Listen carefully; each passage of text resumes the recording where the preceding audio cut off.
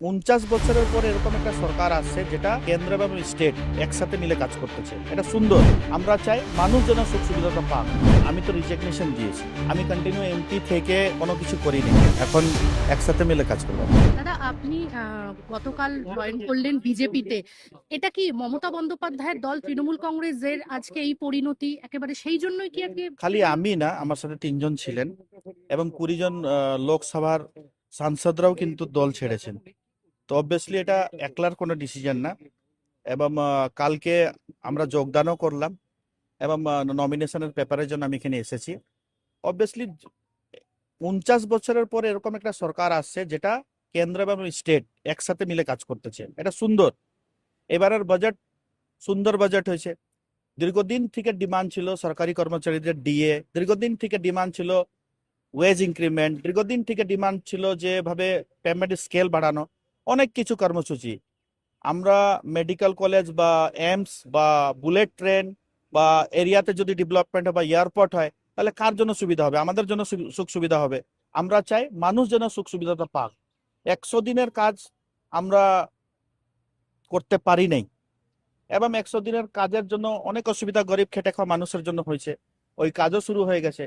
আমরা চাই সাধারণ খেটে খাওয়া মানুষ যেন সুখ সুবিধাটা পাক। দাদা আপনি মানুষের কথা বলছেন, কিন্তু সাধারণ মানুষ তো এই দলবদল ভালো চোখে দেখছে না। মানে কালকে দলবদল করলেন, আজকেই মানে টিকিট পেয়ে গেলেন, মানে এটা কিভাবে মানুষ কি ঠিক মতো দেখছে? দেখেন, এটা আমি তো রিজিগনেশন দিয়েছি, আমি কন্টিনিউ এমপি থেকে কোনো কিছু করি নাই।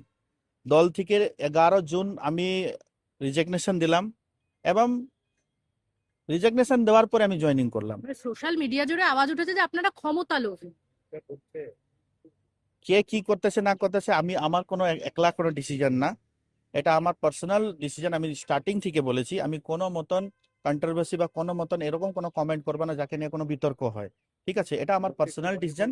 আমি পার্সোনাল ডিসিশন দিয়েছি এবং রিজিগনেশন করে আমি কিন্তু জয়েন করলাম। সুকান্ত মজুমদার আপনাকে বলছেন আপনি গরু পাচারের সঙ্গে যুক্ত।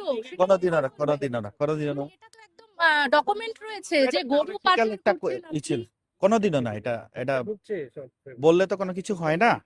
উনি আমার দাদা, একজন মাননীয় মন্ত্রী, উনি ভারত সরকারের, ঠিক আছে। তো এখন একসাথে মিলে কাজ করবো আমরা। নতুন ইনিংস শুরু করছেন, পরিকল্পনা রয়েছে আপনার? আমার এলাকাতে কাজ হোক, আমি নর্থ বেঙ্গল থেকে বিলং করি, চা বাগানের খেটে খাওয়া মানুষের ওয়েজ ইনক্রিমেন্ট হোক। ওইখানে দীর্ঘদিনের যে ডিমান্ড ছিল আমাদের এয়ারপোর্টের, যে হাসিমার এয়ারপোর্ট, এবার বাজেটেও কিন্তু আমরা শুনতে পেরেছি। আমিও অনেকবার সিভিল এভিয়েশন ডিপার্টমেন্টকে লিখে দিয়েছিলাম। তো এলাকাতে কাজ হোক, মেডিকেল কলেজ হোক, এইমস হোক, সরকারি পরিষেবা যেন মানুষ পায়। এই যে আয়ুষ্মান ভারতের বেনিফিট ওয়েস্ট বেঙ্গল ইমপ্লিমেন্ট ছিল না, এবার শুরু হয়েছে। এরকম অনেক এরকম স্কিম আছে যে স্কিমের বেনিফিট খেটে খাওয়া মানুষ পাক। পরিকল্পনা থাকবে সাধারণ মানুষ যেন পরিষেবা পায়। তৃণমূল কংগ্রেসের সাংসদ ছিলেন তখন কি আপনি এটা চেয়েছিলেন যে আয়ুষ্মান ভারতের? আমি তো চেয়েছিলাম, আমি তো চেয়েছিলাম। বলার সুযোগ, সিঙ্গেল বলার ওরকম সুযোগ ছিল না আমাদের দলে। প্রকাশ আপনার তরফ থেকে তৃণমূল কংগ্রেসের বিরুদ্ধে কি অভিযোগ? আমি কোনো বিতর্কর কথাবার্তা করবো না। অভিযোগ সবারই আছে, সবকিছু জানেন। আমি ওরকম কোনো কথাবার্তা বলবো না যাকে নিয়ে কোনো একটা কন্ট্রোভার্সি হয়। আমি আমার নিজের ডিসিশন, এই নিজের ডিসিশন আমি 11 জুন দল থেকে পদত্যাগ করেছি এবং দল থেকে সাংসদ পদও ছেড়ে দিয়েছিলাম। মুখ্যমন্ত্রীর সাথে কথা হয়েছে বা তিনি কিছু বলেছেন, কোনো পরামর্শ দিয়েছেন? তা মাননীয় মুখ্যমন্ত্রী, আমরা আমাদের কি কথা হয়েছে না সেটা মিডিয়াকে আমি কোনোদিনও বলবো না। Thank you. আরো ভালো ভালো খবর দেখতে সাবস্ক্রাইব করুন বাংলা হান্টের ইউটিউব চ্যানেল। বাংলা হান্টের আরো খবর দেখতে নজর রাখুন। বাংলা খবর মানেই বাংলা হান্ট।